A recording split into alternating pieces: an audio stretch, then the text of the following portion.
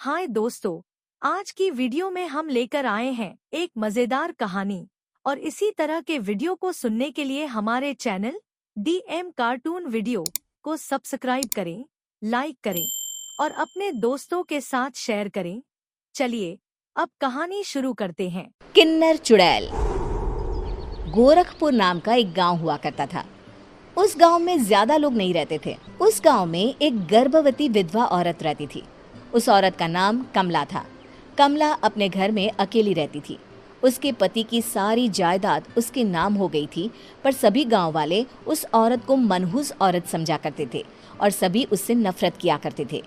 एक बार कमला राशन की दुकान पर खाने का सामान खरीदने जाती है। भैया जी, जरा 1 किलो दाल चावल देना। अरे हाय हाय हाय हाय हाय हाय! अरे मनहूस औरत, मेरी दुकान में अपशुगन करवाने आ गई क्या? हैं? चल जा यहाँ से। मैं कुछ नहीं देने वाला हूँ तुझे। भाग भाग यहाँ से, चल जा, निकल। भैया जी, ऐसा मत कहिए। मैं गर्भवती हूँ, मुझे खाने की बहुत जरूरत है। मुझे खाना दे दीजिए। दुकानदार कमला को वहां से धक्के मारकर भगा देता है। तभी कमला रोते रोते उस गांव के किन्नरों के इलाके में आ जाती है।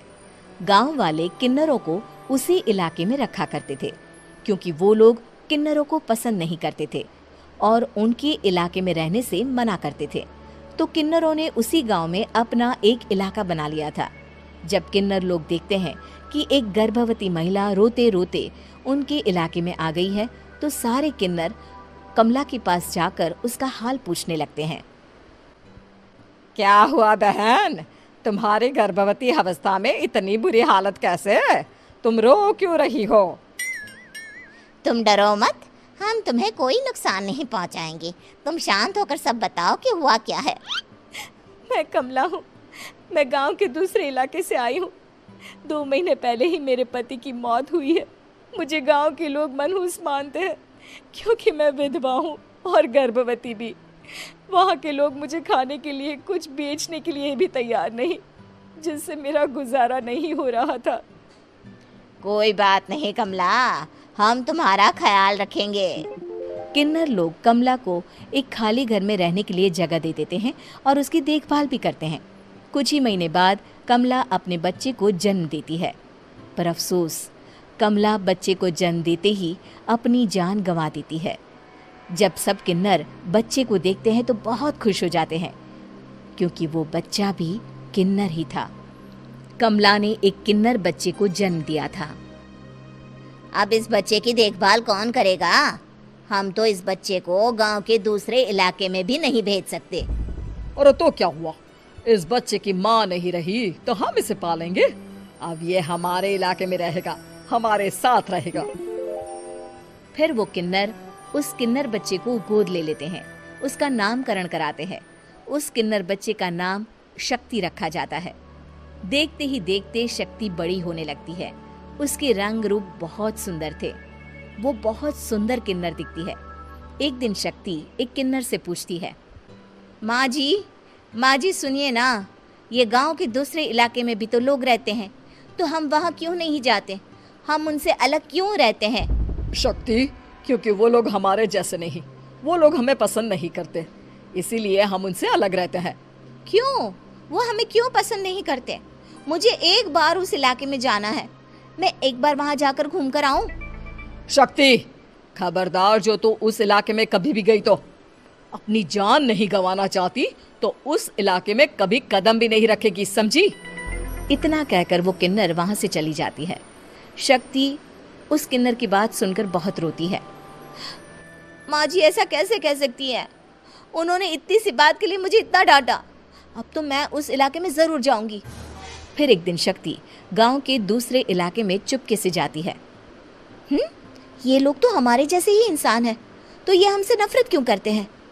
जब शक्ति उस इलाके में पहुंचती है तो गांव के सारे आदमी उसके रूप से मोहित हो जाते हैं। वो लोग ये अंदाजा नहीं लगा पाते कि वो किन्नर है।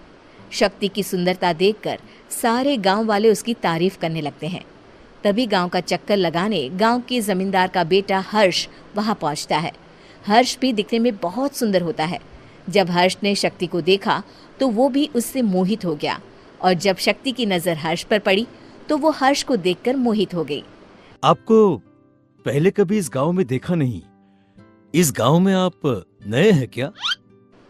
जी नहीं, वो मैं बस तभी शक्ति बोलते बोलते रुक जाती है और मन में सोचने लगती है, अगर मैंने इनको बता दिया कि मैं दूसरे इलाके से आई हूँ तो वो समझ जाएंगे कि मैं किन्नर हूँ, इसलिए मुझे इनसे झूठ ही बोलना पड़ेगा।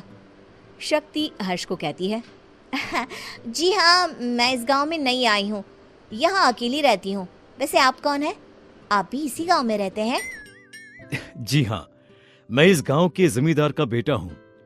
आपको किसी भी चीज की जरूरत पड़े तो आप मुझे बता देना, मुझे अच्छा लगेगा।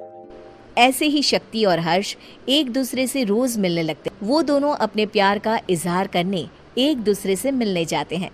तभी शक्ति का पीछा करते करते एक किन्नर वहां आ जाती है। शक्ति, मैं तुमसे बहुत प्यार करता हूँ। मैं तुमसे शादी करना चाहता हूँ। क्या तुम मुझसे शादी करोगी? हाँ हर्ष, मैं तुमसे शादी करूंगी, पर मैं तुमको अपने बारे में एक सच्चाई बताना चाहती हूँ जो मैंने तुमसे छुपा कर रखी है। तभी उनके बीच में ही वो किन्नर आ जाती है। शक्ति, तेरी हिम्मत कैसे हुई ऐसा करने की? वो किन्नर शक्ति को खींचकर गांव के जमींदार के पास ले जाती है। हर्ष भी वहां शक्ति को बचाने के लिए पहुंच जाता है। जमींदार शक्ति और हर्ष के प्यार के बारे में सुनकर गुस्से में आ जाता है और शक्ति को गांव के बाहर निकालने की सजा देता है।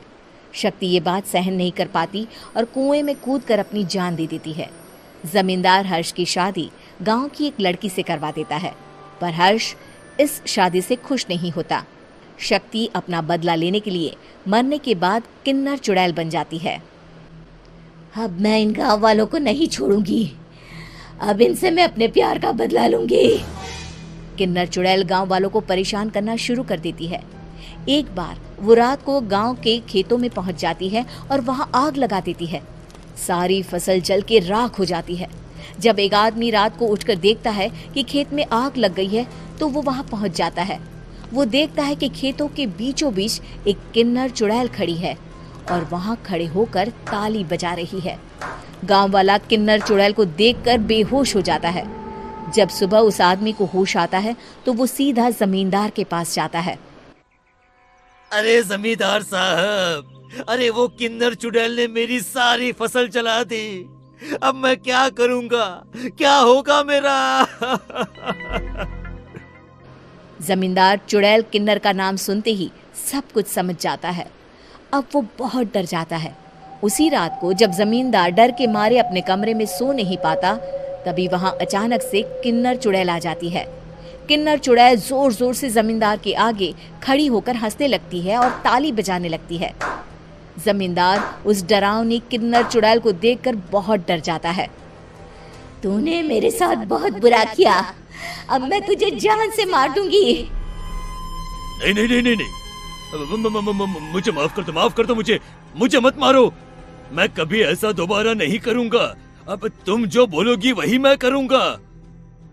ठीक है, मैं चाहती हूँ कि किन्नर इलाका गांव के इलाके से जुड़े और गांव का कोई भी आदमी किन्नर समाज से द्वेष ना करे, उससे नफरत ना करे, नहीं तो मैं सारे गांव को मार दूंगी। और तुम गांव में एक नया कानून बनाओ कि अगर किसी ने भी किन्नर समाज को हानि पहुंचाने की कोशिश भी करी या इनसे भेदभाव करने की भी कोशिश करी तो उनको कड़ी से कड़ी सजा मिलेगी। हाँ हाँ हाँ हाँ, मैं ऐसा ही करूंगा। तुम जो बोलोगी वो मैं करूंगा, पर मुझे जाने दो प्लीज। तब वो किन्नर चुड़ैल वहां से चली जाती है। गांव का जमींदार किन्नर चुड़ैल का कहा मानते हुए दोनों इलाकों को एक कर देता है और नया कानून भी लागू कर देता है। तब से वहां किन्नर समाज और बाकी गांव वाले शांतिपूर्वक रहने लगते हैं।